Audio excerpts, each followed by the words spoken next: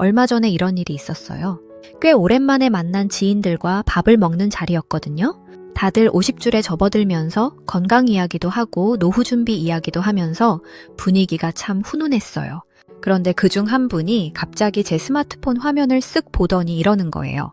어휴, 요새 누가 그런 촌스러운 폰트 써요. 유튜브 한다면서 센스가 영 올드하시네. 요즘 젊은 애들 트렌드 좀 배우셔야겠다. 말투는 농담조인데 눈은 전혀 웃고 있지 않았죠. 그 순간 분위기가 싸해졌어요. 다들 제 눈치만 보고 저는 속으로 욱하고 화가 치밀어 올랐습니다. 아니, 내 채널 영상 한 번 제대로 안 봤으면서 뭘 안다고 저러나 싶더라고요. 여러분도 이런 경험 꼭 한 번쯤은 있으시죠?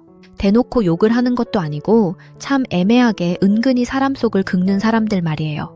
단톡방에서 자기 자식 자랑을 은근슬쩍 하면서 남의 자식 취업 못한 걸 콕 찌르는 친구.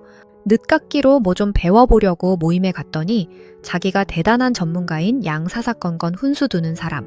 명절에 가족들 모인 자리에서 굳이 안 해도 될 비교를 해서 사람 기운 쫙 빠지게 만드는 친척들. 이런 맑은 눈에 무례함을 마주치면 우리는 집에 돌아와서 밤새 이불을 걷어찹니다. 아, 그때 그 말에 이렇게 쏘아붙였어야 했는데 하면서 말이죠. 그런데요, 여러분, 우리 주변을 가만히 살펴보면 이런 얄미운 사람들 앞에서도 절대 평정심을 잃지 않는 진짜 고수들이 있습니다. 이분들은 억지로 화를 참거나 자리를 슬쩍 피하는 게 아니에요. 오히려 상대방의 그 뾰족한 무례함을 아주 부드럽게 받아 넘겨서 상대가 스스로 머쓱해지게 만들고 심지어 다음번에는 나에게 깍듯하게 대하도록 판을 완전히 뒤집어 버립니다. 도대체 이 사람들은 어떤 비밀을 알고 있는 걸까요? 오늘 영상에서는 철 지난 역사 속 위인들의 뻔하고 식상한 이야기가 아니라 지금 당장 우리 일상에서 매일 울리는 스마트폰 카톡방에서 벌어지는 아주 현실적이고 세련된 심리 기술들을 현대 심리학과 뇌과학을 동원해서 무례한 사람의 머릿속을 낱낱이 해부하고 그들을 내 편으로 만드는 아주 구체적인 단계별 대처법을 알려드릴 겁니다. 오늘 이야기 끝까지 들으시면 앞으로 그 어떤 진상이나 얄미운 사람을 만나도 속으로 빙글의 여유로운 미소를 지으실 수 있을 거예요. 자, 그럼 본격적인 이야기 시작해볼까요? 우리가 흔히 무례함이라고 하면 면전에서 소리를 지르거나 삿대질을 하는 걸 상상하잖아요. 하지만 요즘 시대의 진짜 무례함은 텍스트 사이사이에 아주 교묘하게 숨어 있습니다. 초등학생도 이해하기 쉽게 비유를 하나 들어볼게요. 예전에 무례함이 대놓고 나를 향해 돌멩이를 던지는 거였다면 요즘의 무례함은 아주 고운 모래를 선풍기 바람에 날려보내는 것과 같아요. 피하기도 애매하고 맞아도 당장 멍이 들거나 아프진 않은데 나중에 보면 눈도 따갑고 입안도 껄끄러운 그런 지독한 불쾌함이죠. 사람들이 가장 많이 착각하는 오해 중 하나가 이런 은근한 무시에는 무반응이 최고다. 단톡방에서 읽고 씹는 게 이기는 거다 라고 생각하는 겁니다. 하지만 현대 심리학의 관점에서 보면 무반응은 결코 완벽한 방어가 아닙니다. 왜냐하면 무례한 텍스트를 던진 사람은 상대방이 상처받아서 아무 말도 못하고 있다고 생각하며 혼자만의 알량한 우월감에 취해버리거든요. 아주 구체적인 사례를 하나 들어볼게요. 60대 초반 김 사장님의 이야기입니다. 김 사장님이 매일 챙겨보는 고등학교 동창 단톡방이 있어요. 거기에 늘 분위기를 흐리는 친구가 하나 있었습니다. 최근에 그 친구가 새로 산 비싼 수입차 운전대 사진을 찍어 올리면서 이렇게 글을 썼어요. 아유, 요새 차들은 너무 조용해서 운전하는 맛이 안 나네. 우리 김 사장은 아직도 그 10년 된 국산차 타지. 튼튼하긴 그게 최고야. 고장나면 부품값도 싸고. 이 문장 속에 얼마나 많은 가시가 숨어 있나요? 자기는 조용하고 비싼 수입차를 탄다는 과시, 그리고 상대방은 오래되고 싼 차를 탄다는 은근한 무시가 한데 섞여 있죠. 김 사장님은 순간 얼굴이 화끈거리고 스마트폰을 바닥에 던져버리고 싶었습니다. 야, 니 차 할부금이나 밀리지 말고 잘 갚아라 라고 톡을 치려다가 꾹 참고 지웠습니다. 그러다 결국 기분이 상해서 그냥 읽고 답장을 안 해버렸죠. 그랬더니 그 친구는 며칠 뒤 다른 친구들에게 거봐. 김 사장 요새 사업 안 풀리더니 자격지심 생겨서 내 말에 삐진 거라니까 하며 오히려 김 사장님을 속 좁은 사람으로 몰아갔습니다. 자, 이럴 때 우리는 어떻게 해야 할까요? 여기서부터가 아주 중요합니다. 첫 번째 단계는 바로 감정의 뇌 잠재우기입니다. 뇌과학에서 우리의 감정, 특히 분노를 담당하는 부위가 편도체인데요. 무례한 글을 읽는 순간 이 편도체가 우리 이성의 뇌를 납치해 버립니다. 이때는 딱 3초만 숨을 깊게 들이마시면서 숫자를 세세요. 그리고 이렇게 생각하는 겁니다. 아, 저 친구는 지금 자기 자존감이 텅 비어 있어서 저런 얄팍한 자랑으로 우리에게 인정받고 위로받고 싶어 하는구나. 상대방의 불쌍한 심리를 꿰뚫어 보는 순간 여러분 안에서 분노 대신 여유가 차오르기 시작합니다. 두 번째 단계는 예상을 뒤엎는 긍정의 스포트라이트 비추기입니다. 이게 아주 무서운 무기예요. 김 사장님은 다음번 동창 모임에 나가서 그 친구를 만났을 때 이렇게 대처했습니다.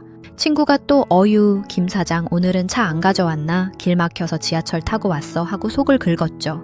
그때 김 사장님은 아주 환하게 웃으면서 친구의 어깨를 툭 쳤습니다. 야, 안 그래도 네가 단톡방에 올린 그 차 사진 보고 내가 깜짝 놀랐잖아. 우리 나이에 그 정도 급차 타는 사람 솔직히 너밖에 없을걸. 오늘 밥 먹고 네 차 구경 좀 제대로 시켜줘라. 나도 나중에 차 바꿀 때 너한테 조언 좀 제대로 구하게. 결과가 어땠을까요? 그 얄밉던 친구는 눈을 동그랗게 뜨더니 당황해서 어버버하기 시작했습니다. 자기를 질투하거나 화를 낼 줄 알았는데 오히려 동창들 앞에서 확 치켜 세워주고 대단한 전문가 대접을 해주니까 공격할 명분이 아예 흔적도 없이 사라져버린 거죠.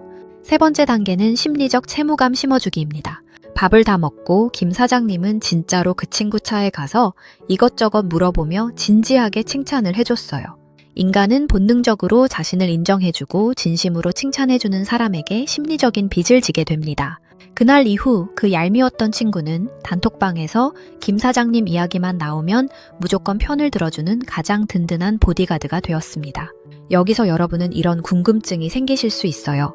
아니, 그렇게까지 하면서 그 꼴 보기 싫은 사람 비위를 맞춰줘야 하나요? 내 자존심은 어떡하고요? 아주 날카로운 질문입니다. 하지만 여러분, 이건 억지로 비위를 맞추는 게 아니라 내가 주도권을 쥐고 상대를 내 입맛대로 요리하는 겁니다. 진짜 자존심이 상하는 건 상대의 그 얄팍한 도발에 넘어가서 내 하루의 기분을 완전히 망쳐버리는 거예요. 그 사람을 치켜 세워주는 여유로운 몇 마디 말로 상대의 공격성을 거세하고 앞으로의 인간관계를 내 중심으로 편안하게 만드는 것. 이것이 바로 진짜 승리자만이 가질 수 있는 우아한 복수입니다. 그런데 말입니다, 여러분. 이런 온라인상의 얕은 무례함은 사실 예고편에 불과합니다. 오프라인으로 나가면 특히 우리가 새로운 것을 배우러 가는 곳이나 동호회 모임에서 마주치는 이른바 꼰대들의 무례함은 차원이 다릅니다. 이들은 알량한 지식이라는 무기로 우리의 자존감을 교묘하게 짓밟으려 하죠. 전형적인 장면 하나 떠올려 보실게요. 50대 중반 박 선생님은 오랫동안 꿈꿔온 수채화를 배워보려고 동네 문화센터 취미반에 등록했습니다. 첫날부터 눈에 띄는 사람이 하나 있었어요. 몇 년째 그 반에서 터줏대감 노릇을 하는 이 씨라는 분이었는데 강사가 설명하기도 전에 옆에 앉은 초보들에게 먼저 이렇게 말하는 거예요. 아, 그렇게 하시면 안 되죠. 붓을 그렇게 잡으면 기초도 없는 거예요. 저는 이 선생님한테 3년을 배웠거든요. 어설프게 시작했다가는 나중에 고치기가 더 힘들어요. 박 선생님은 첫날부터 기가 죽어서 집에 돌아와 남편한테 이러다 그냥 등록 취소할 것 같다고 했대요. 그런 심정 너무나 공감이 가지 않으세요? 배우러 갔더니 배우기도 전에 내가 뭔가 잘못하고 있는 사람이 된 것 같은 그 기분. 이건 단순한 성격 차이가 아닙니다. 심리학에서는 이걸 지식과시형 우월 욕구라고 해요. 자기가 알고 있는 것을 상대가 모른다는 걸 공개적으로 확인하는 순간 뇌에서 도파민이 분비된다는 거예요. 쉽게 말하면 상대를 작게 만들어야 자기가 커지는 구조의 사람들인 거죠. 그럼 박 선생님은 어떻게 했어야 할까요? 두 가지 흔한 실수부터 짚고 넘어갈게요. 첫 번째 실수는 정면 반박입니다. 아, 저도 나름 알아보고 왔는데요. 강사 선생님한테 여쭤볼게요. 하고 대들었다가는 그 이 씨라는 분이 더 기세등등해져서 다음 시간부터 더 집요하게 훈수를 두게 됩니다. 두 번째 실수는 그냥 참고 듣는 거예요. 아, 네네, 감사합니다 하고 고분고분하게 있으면 그 사람 눈에 내가 만만한 먹잇감으로 찍히고 매주 수업마다 나만 골라서 가르치려 드는 상황이 반복됩니다. 그럼 정답은 뭘까요? 이게 상당히 정교한 기술인데요. 이름하여 전문가로 세워주되 나는 절대 끌려가지 않기입니다. 박 선생님은 다음 수업부터 이렇게 했어요. 이 씨가 또 옆에서 그건 이렇게 해야 해요 하고 끼어들자 박 선생님이 붓을 내려놓고 이 씨를 똑바로 바라보며 이렇게 말했습니다. 어머, 이 선생님 그거 정말 중요한 포인트네요. 저 그 부분이 항상 헷갈렸는데, 그런데 저는 오늘은 일단 제 방식대로 한번 해보고 어떻게 나오나 직접 느껴보려고요. 나중에 막히면 그때 꼭 여쭤봐도 될까요? 딱 이 한마디예요. 뭐가 달라졌을까요? 첫째, 상대방을 선생님이라고 불러주면서 인정 욕구를 충족시켜줬어요. 둘째, 그러나 지금 당장 그 가르침을 따르지는 않겠다는 의사를 아주 부드럽게, 그러나 명확하게 표현했습니다. 셋째, 나중에 여쭤봐도 될까요? 라는 말로 상대에게 미래의 역할을 줬어요. 사람은 자기한테 역할이 생기면 그 사람을 함부로 대하지 않습니다. 이 이후로 이 씨는 박 선생님에게만큼은 훈수를 뚝 끊었어요. 오히려 나중에 뭔가 물어봐 줄 때를 기다리는 사람이 됐죠? 여기서 한 가지 더 깊이 들어가 볼게요. 우리가 이런 꼰대형 훈수꾼을 만났을 때 가장 강력한 무기가 하나 있는데 그게 바로 질문입니다. 그냥 질문이 아니라 상대의 지식을 내가 원하는 방향으로 끌어내는 설계된 질문이에요. 이 씨가 그렇게 해야 한다고 말할 때 박 선생님이 이렇게 물어보는 거예요. 계기가 있었나요? 이 질문 하나로 완전히 판이 바뀝니다. 상대는 자기 이야기를 하기 시작하고 대화의 주도권은 사실 질문을 던진 박 선생님한테 넘어와 있는 거거든요. 게다가 상대의 과거 이야기를 듣다 보면 의외로 진짜 쓸모 있는 정보가 튀어나올 때도 있어요. 그 지식을 쏙쏙 빼먹으면서 동시에 상대를 내가 원하는 방식으로 다루는 겁니다. 이게 바로 제가 말씀드렸던 꼰대의 지식을 내 것으로 빨아먹는 기막힌 역전술이에요. 자, 이제 가장 피하기 어려운 마지막 관계로 넘어가 볼게요. 바로 가족, 그 중에서도 명절이나 가족 모임에서 벌어지는 비교와 무례함입니다. 친구나 직장 동료와는 인연을 끊으면 그만이지만 가족은 그게 안 되잖아요. 그래서 더 오래, 더 깊이 상처가 남습니다. 이런 상황 한번 그려볼게요. 추석 명절 저녁, 온 가족이 둘러앉은 자리예요. 한창 고기를 굽고 있는데 큰아버지가 느닷없이 이러시는 거예요. 우리 민준이는 이번에 대기업 취직했다며 역시 공부를 제대로 했으니까 그렇지. 그러면서 눈은 아직 취업을 못한 조카 쪽을 힐끗 보는 거예요. 직접적으로 뭐라고 한 것도 아닌데 그 자리에 있는 모두가 그 시선의 의미를 압니다. 취업 못한 조카 입장에서는 밥맛이 뚝 떨어지죠. 집에 돌아와서 며칠 동안 그 장면이 머릿속에 맴돌고요. 이런 상황에서 사람들이 주로 하는 대응이 두 가지예요. 하나는 그냥 웃으면서 넘기는 거, 또 하나는 삐져서 말수가 줄어드는 거. 둘 다 속만 상하고 상대방은 자기가 뭘 잘못했는지도 모르고 끝나버립니다. 그렇다면 이럴 때는 어떻게 하면 될까요? 핵심은 비교의 구도 자체를 해체하는 겁니다. 그 취업 못한 조카가 이렇게 말하는 거예요. 아, 민준이 형 정말요? 어느 회사예요? 저 사실 요즘 그쪽 분야 엄청 공부하고 있거든요. 형한테 나중에 이것저것 여쭤봐도 될까요? 딱 이거예요. 뭐가 달라지냐고요? 첫째, 비교를 받아치거나 무시하는 대신 그 비교 대상인 민준이를 내 편으로 만들어버렸어요. 둘째, 나는 지금 이 방향으로 가고 있다는 걸 자연스럽게 밝히면서 내 서사를 스스로 만들었습니다.